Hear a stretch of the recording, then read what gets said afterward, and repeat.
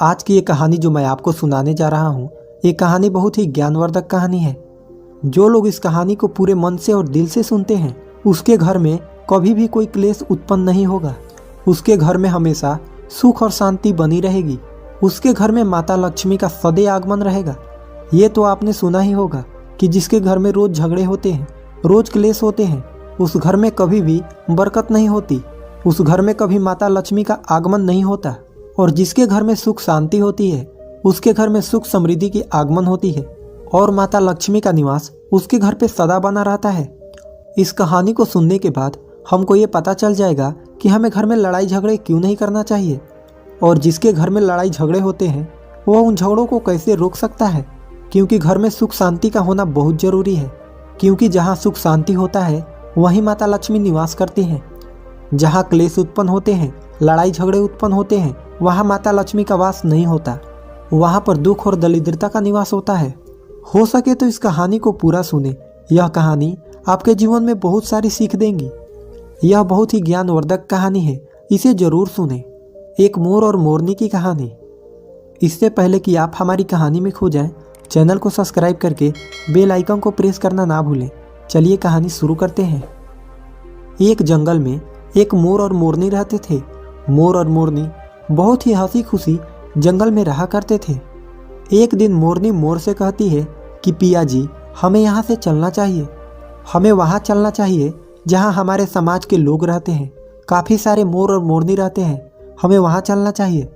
मोर मोरनी से कहता है कि प्रिय, अगर हम वहाँ चलेंगे तो लड़ाई झगड़े होंगे। हम दोनों इस जंगल में कितना सुकून से रहते हैं, हमें वहाँ जाने की क्या ज़रूरत है। लेकिन मोरनी जिद करने लगती है तो मोर भी मान जाता है। मोरनी के जिद करने पर वे दोनों उड़कर एक नगर में आ जाते हैं। उस नगर का राजा पशु पंछियों की भाषा को आसानी से समझता था। उस राजा ने कराव शास्त्र की पढ़ाई की थी। कराव शास्त्र का मतलब ही यही होता है कि पशु पक्षियों की भाषा को समझ पाना। वह राजा सभी प्रकार के पशु पक्षियों का आवाज़ को समझ पाता था। हर जीव जंतु के आवाज़ को वह बखूबी समझता था कि वह क्या कह रहा है। दोनों मोर और मोरनी उसी नगर में आ जाते हैं। एक दिन की बात है, राजा अपनी रानी से कहता है कि हे रानी, मुझे बहुत तगड़ी भूख लगी है, आप मुझे भोजन खिला दीजिए। राजा की रानी 36 प्रकार की भोजन बना करके एक हाथ में पानी का लोटा और दूसरे हाथ में खाना का थाली लेकर राजा के पास पहुंचती है। रानी जैसे ही भोजन का थाली राजा के समक्ष रखती है तो एक चावल का टुकड़ा नीचे गिर जाता है। वहीं पे कुछ चींटियां घूम रही थी तो एक चींटी चावल के टुकड़े लेकर वहां से जाने लगती है। राजा बैठा इन सब घटना को देख रहा था। उस चींटी के पास में तुरंत ही एक बड़ा चींटा आता है और वह चींटा उस चींटी से कहता है कि हे प्रिय, यह चावल का टुकड़ा मुझे दे दीजिए और तुम वापस जाओ, उस राजा के थाली से दूसरा चावल का टुकड़ा लेकर आओ। उनकी बातों को राजा पूरी तरह से सुन रहा था, क्योंकि राजा हर जानवर पशु पक्षियों की भाषा को समझ सकता था। तो राजा वहीं बैठा सुन रहा था कि चींटा चींटी से यह बात कह रहा है। चींटी चींटा से कहती है कि नहीं, मैं नहीं जाऊंगी। अगर ये बात राजा को पता चल जाएगी तो राजा मुझे मार देगा। फिर चींटा चींटी से कहता है कि तुम जाओ, राजा को नहीं पता चलेगा। चींटी फिर जाने की कोशिश तो करती है, लेकिन आधे रास्ते से वापस चली आती है और चींटे से कहती है नहीं, मैं नहीं जाऊंगी। हो सकता है राजा को पता चल जाए और राजा मुझे मार दे। राजा उन दोनों को देख रहा था तो चींटा को इस बात का भान हो जाता है कि राजा हमारी बात को समझ रहा है। चींटा फिर चींटी से कहता है कि देखो, लगता है राजा हमारी बात को समझ रहा है। राजा ने हमारी बातों को सुन लिया है, इसीलिए वो हमें ही देख रहा है।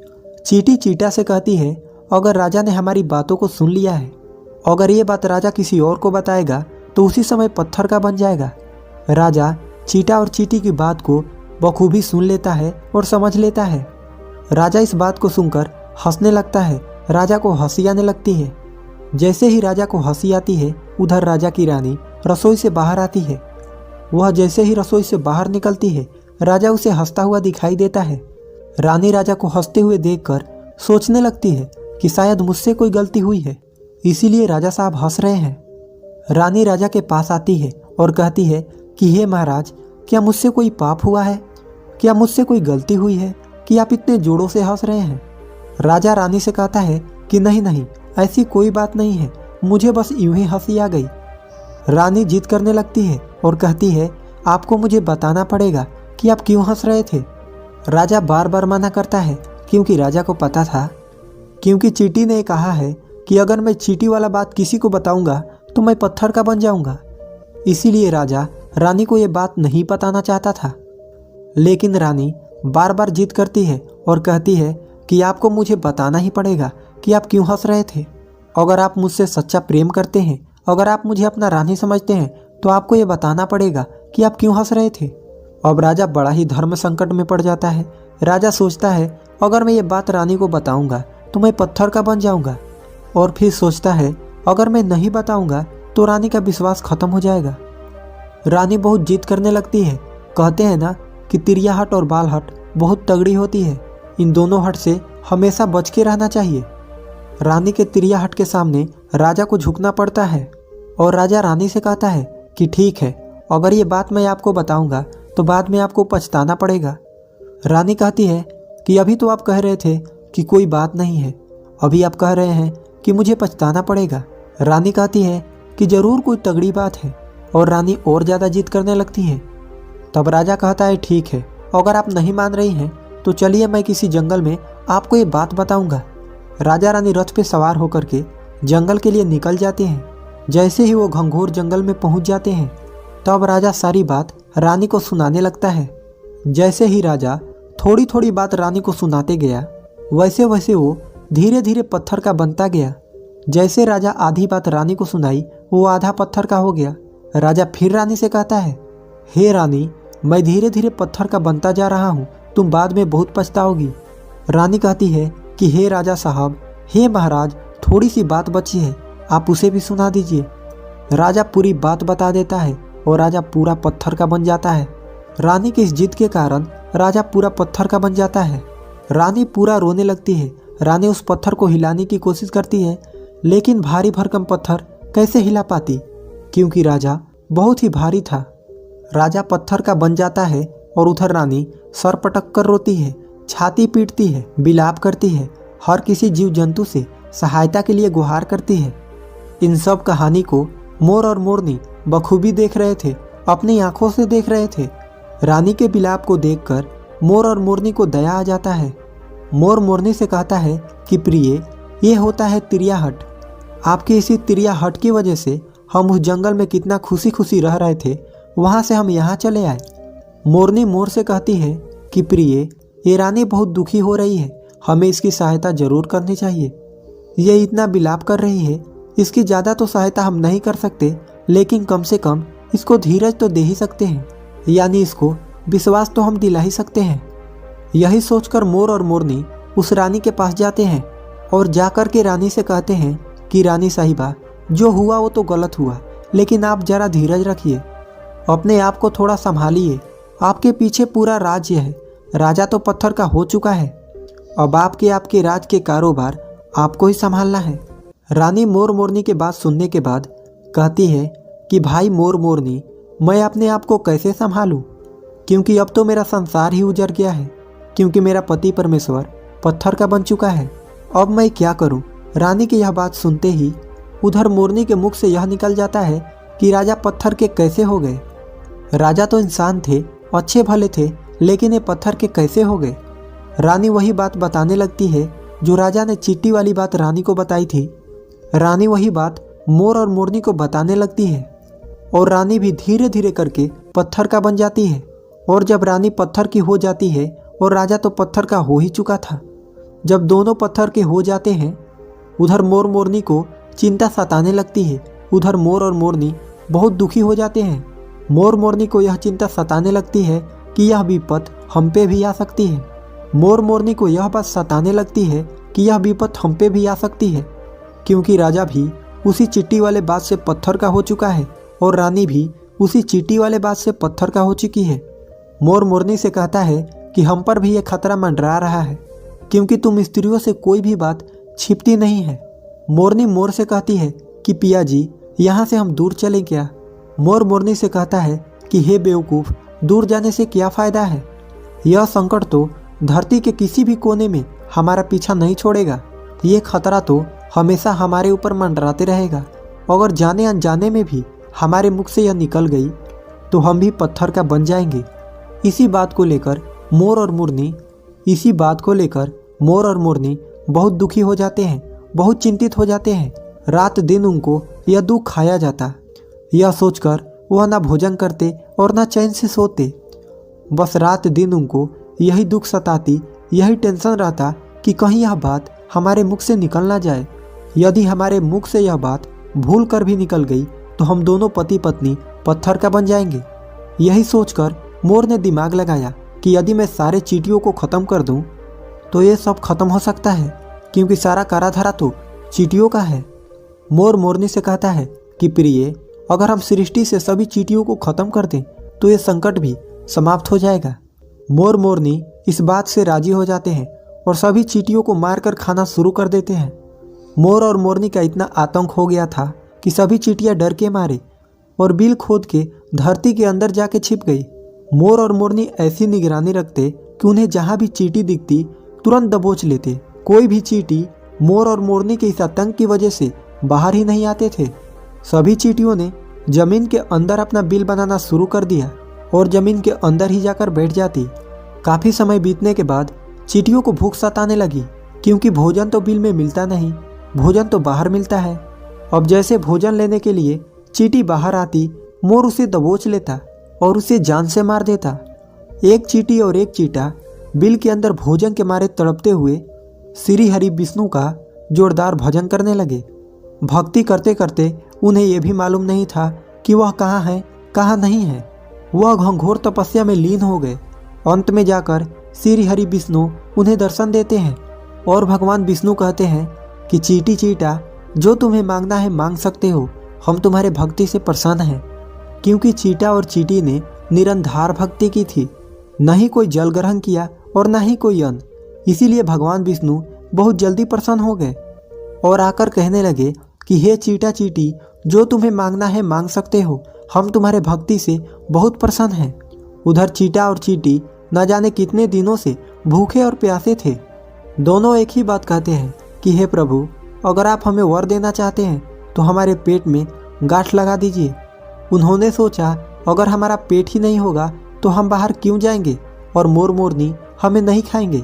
इसीलिए उन्होंने मांगा कि हे प्रभु, हमारे पेट में गांठ लगा दीजिए। भगवान विष्णु कहते हैं तथास्तु, और चींटियों के पेट में गांठ लग जाती है। आज भी उन चींटियों के पेट में गांठ लगी हुई है। चींटियों का पेट नहीं होता। फिर चींटा और चींटी भगवान विष्णु से कहते हैं कि हे प्रभु, हमारे पेट में तो गांठ लग गई है, लेकिन अभी भी हमें मोर और मोरनी से खतरा है। मोर और मोरनी हमारे इंतजार में अभी भी ऊपर जमीन पर बैठे हैं और वे लोग हमें जैसे ही देखेंगे हमें मार देंगे। भगवान विष्णु चींटा और चींटी मोर के समक्ष आते हैं। भगवान विष्णु मोर से कहते हैं कि हे मोर, तुम चींटियों का शिकार करना बंद करो। इसमें चींटियों का कोई दोष नहीं है। जो दोषी था वो राजा था, क्योंकि राजा ने गौरव शास्त्र की पढ़ाई की थी। इसीलिए वो सभी जीव जंतुओं का भाषा को समझने में सक्षम था। उसके साथ साथ वह जिन भाषा को समझता था उनका रूप बदलने में भी वह सक्षम था। उन पशु पक्षियों का वह रूप भी धारण किया करता था, और जब वह राजा रूप धारण करता था तो उन पशु पक्षियों के साथ संभोग भी किया करता था। और जब वह पशु पक्षी गर्भ धारण करते थे तो उन्हें छोड़ करके यह इंसान बन जाता था, और फिर ऐसी पशु पक्षियों पर वह जोड़ कर हंसता था। इसकी इसी मूर्खता के कारण ही आज ये राजा पत्थर का बना पड़ा है। मोर कहता है कि हे प्रभु, उनके पत्नी का, उनके रानी का क्या दोष है। श्री हरि विष्णु कहते हैं कि उनके पत्नी भी उनके इस पाप में भागी है, क्योंकि उनकी पत्नी अगर उनको रोकती तो वह इतना बड़ा पाप नहीं करता। इसीलिए उनकी रानी भी इस पाप के भागीदारी है। इसीलिए आज वो भी पत्थर का बन चुकी है। श्री हरि के समझाने के बाद, श्री हरि के कहने के बाद मोर उनसे कहता है कि हे प्रभु, अगर इस बात को हम किसी और से कहें जो कि रानी ने मुझे सुनाई है, तो क्या हम पत्थर का बन जाएंगे। श्री हरि विष्णु कहते हैं कि तुम्हारा ये श्राप समाप्त हो चुका है। तुम्हें किसी से कहने पर कोई फर्क नहीं पड़ेगा। आप किसी से भी कह सकते हैं, तुम्हारे ऊपर से ये खतरा टल चुका है। मोर और मोरनी बड़ी प्रसन्न हो जाते हैं। उनका खुशी का कोई ठिकाना नहीं था। श्री हरि विष्णु अंतर ध्यान हो जाते हैं, वह चले जाते हैं, और इधर मोर मोरनी का खुशी का कोई ठिकाना नहीं था। अगर किसी जानवर को किसी पशु को खुशी होती है तो वह झूमने लगता है, नाचने लगता है। यही बात मोर के साथ हुआ। मोर को जब ये पता चला कि उनके ऊपर से खतरा टल चुका है तो वह खुशी में नाचने लगा, जोरदार नाचने लगा। उसकी खुशी का कोई ठिकाना नहीं था, वह खुशी के मारे पागल हो रहा था। फिर जैसे ही मोर खुशी के मारे अपने पैरों के नीचे देखता है कि फटे बदसूरत पैर मोर के बने हुए थे, मोर अपने पैरों को देखकर रोने लगता है। मोर सोचने लगता है कि पहले मेरे पैर इतने सुंदर थे, लेकिन आज इतने फटे और गंदे कैसे हैं। मेरा पूरा बदन सुंदर है, लेकिन मेरा पैर इतना फटे और बदसूरत कैसे हैं। मोर के पैरों का फटने का कारण चींटी खाना था, क्योंकि उसने बहुत सारे चींटी मार मार कर खाई थी और मोरनी ने भी खाई थी, इसीलिए उनका पैर फट गए। आज भी कोई इंसान अगर चींटी खाता है तो उसके शरीर में छोटे छोटे दाने बन जाते हैं। यदि आप ज़्यादा मात्रा में चींटी खाओगे तो आपका बदन भी फटने लगेगा। सांप केचुली क्यों छोड़ता है? क्योंकि सांप चींटी खाता है और इसीलिए उसका शरीर फटकर उतर जाता है, अलग हो जाते हैं। इसी तरह मोर के पैर भी फट गए थे, वह बदसूरत हो गए थे। इसीलिए मोर अपने पैरों को देखकर जोर जोर से रोने लगा। मोरनी मोर को धीरज रखवाती है और कहती है, जो हुआ वो तो हो गया, रोने से क्या होगा। मोर नाचता और जोर जोर से रोता, इसीलिए उसके आंखों से आंसू के धारा बह रहे थे। मोरनी मोर को धीरज रखवाती और उसके आंसुओं को नीचे गिरने से रोकती, लेकिन रोक नहीं पाती। मोरनी के हाथ तो है नहीं, लेकिन अपनी चोंच से एक एक आंसुओं को उठाती और अपने मुख में रखने की कोशिश करती, लेकिन कितना अपने मुख में रखती, सीधे मोरनी के पेट में चले जाते। इस तरीके से हर बार मोरनी मोर के आंसुओं को रोकती और मोर नाचता और खूब जोर जोर से रोता। मोर के आंसुओं को देखकर और मोरनी के प्यार को देखकर भगवान श्री हरि फिर से दर्शन देते हैं। मोर मोरनी को आशीर्वाद देते हैं और कहते हैं कि तुम्हारा प्रेम ऐसे ही सदैव बने रहे। इस आशीर्वाद के वजह से अब इसे आशीर्वाद समझिए या श्राप। इसकी वजह से मोर कभी संभोग नहीं कर पाता, क्योंकि मोर जब नाचता है उसकी आंखों से आंसू गिरते हैं और उन आंसुओं को मोरनी चुपती है और उसी आंसुओं के कारण मोरनी गर्भवती हो जाती है। भगवान श्री हरि मोर और मोरनी को आशीर्वाद देते हैं और कहते हैं कि तुम्हारी भक्ति धन्य है और तुम धन्य हो। एक समय ऐसा भी आएगा कि तुम्हारे पंख को हम मुकुट बनाकर धारण करेंगे। इसीलिए कहते हैं कि जब श्री कृष्ण के रूप में श्री हरि धरती पे आते हैं तो वह मोर का पंख अपने मुकुट में धारण करते हैं। इस कहानी में बस इतना ही। हम उम्मीद करते हैं कि आपको इस कहानी से कुछ सीखने को मिला होगा।